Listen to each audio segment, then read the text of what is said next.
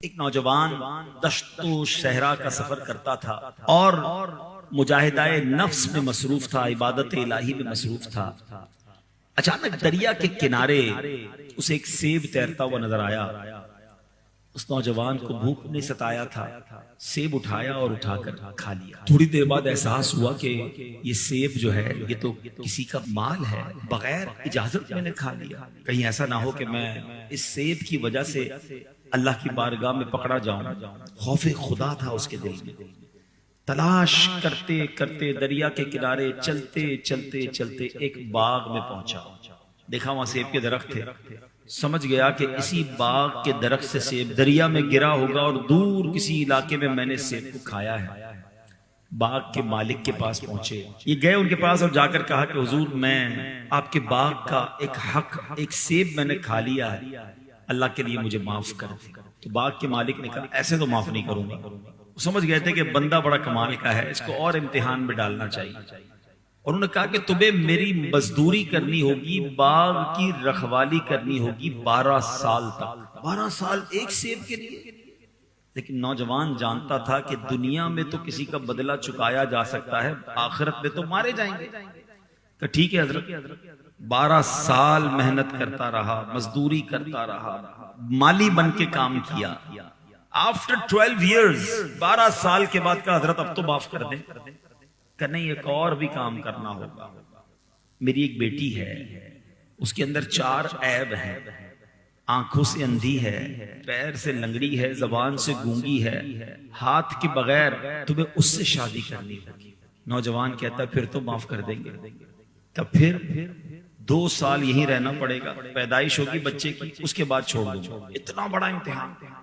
کہتا ٹھیک، سیب کا حق تو معاف کر دیں گے۔ کہ پھر معاف کر دوں گا۔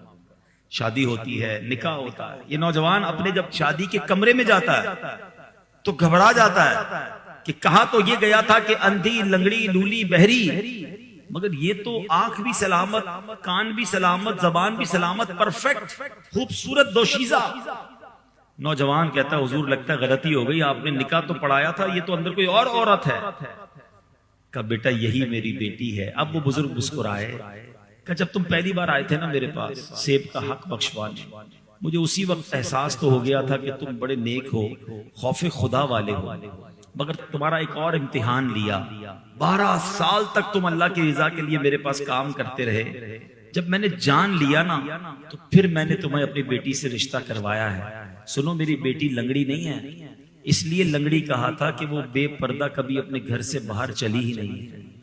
اندھی نہیں ہے، اس لیے اندھی کہا تھا کہ اس کی آنکھوں نے کبھی حرام دیکھا ہی نہیں ہے۔ میری بچی جو ہے وہ بہری نہیں ہے، اس لیے بہری کہا تھا کہ حرام سنا نہیں ہے۔ بغیر ہاتھ والی نہیں، اپنے ہاتھوں سے کبھی اس نے حرام کام کیا ہی نہیں ہے، اس لیے میں نے یہ سب باتیں کہی تھی۔ بڑی نیک پارسا میری بیٹی ہے، تیرے جیسے ہی مجھے نیک نوجوان کی ضرورت تھی۔ جا زندگی گزار، اپنی زندگی کے حسین دن ہے وہ اپنی زوجہ کے ساتھ گزارو۔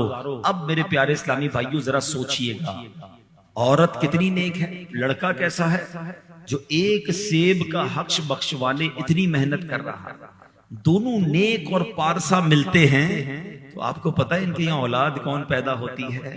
کوئی اور نہیں، یہ پیران پیر شیخ عبد القادر جیلانی کے والدین کا واقعہ ہے۔ ان کے یہاں جو بیٹا پیدا ہوتا ہے وہ عبد القادر جیلانی ہوتا ہے۔ اس واقعے سے جو میں نے آپ کو بات بتانی ہے، اپنی بیٹی کا رشتہ کرنے کے لیے انہوں نے کیا دیکھا تھا؟ کتنے پیسے کماتے ہیں، کون سے خاندان سے ہے؟ نہیں، یہ دیکھا تھا یہ اللہ والا ہے، یہ خوف خدا والا ہے، یہ رب کو راضی کرنے والا ہے، یہ رب کو راضی کرے گا، رب اس کو اور میری بچی کو بھی راضی کر دے گا۔